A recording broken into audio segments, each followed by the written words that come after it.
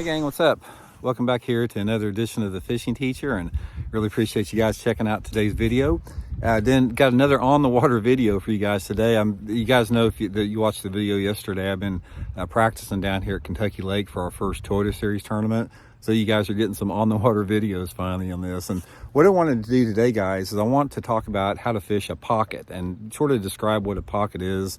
Talk about, why it's really good this time of year. I've got a really nice little pocket here in front of me, so I'm going to sort of describe to you what it is and give you guys some tips and advice to fish it. I'm also, guys, a big thank you out there to everybody that's been subscribing here to The Fishing Teacher. If you're not subscribed, I'd like to invite you to do so. And thank you very much, guys, for using my Tackle Warehouse link in the description of each video. If you have any tackle purchases, that's really been helping out a lot, so I really appreciate it. Okay, guys, I'm going to turn the camera around and show you what this pocket is. Guys, here is a perfect example of a pocket. Now, you've got a main lake point right here, and I'll just scroll over here, and you've got this little bitty indentation, this little pocket right here.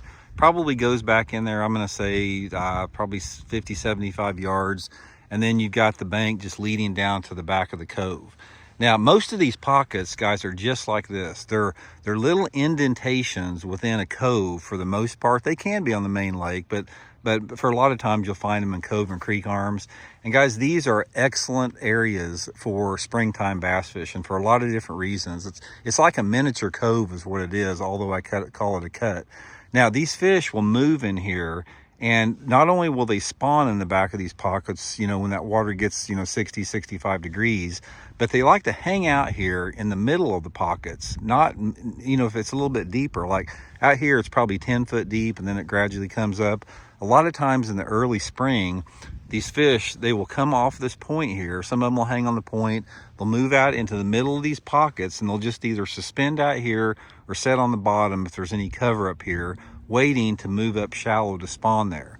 Now, they're really good transition areas, because what happens is a lot of these fish that are moving in and out of this cove, they come here, got a little bit of an irregular feature, a pocket, they'll set up here for a couple days. Just a really good area. Now, it really helps if you've got some wind blowing in these things. And if you got wind coming in them, I like to fish them with moving baits like crankbaits and spinner baits and chatterbaits.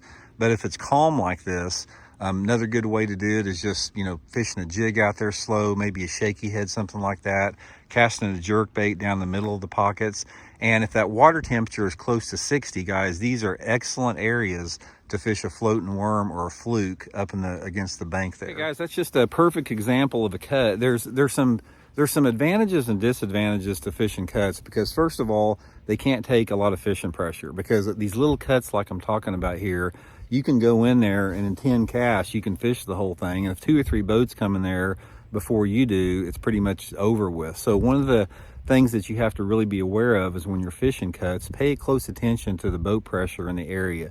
If you see a lot of people moving in and out of them, try to come back later or go to a different one.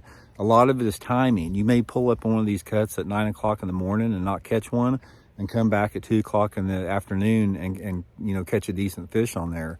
But they're really, really good areas to catch big pre-spawn fish. And, when the fish start spawning, you can also catch them up when they're shallow. But some of the biggest strings of fish, guys, I have ever caught have come in the mouth of these pockets in the pre-spawn by like casting a jig or a football head jig or something like that.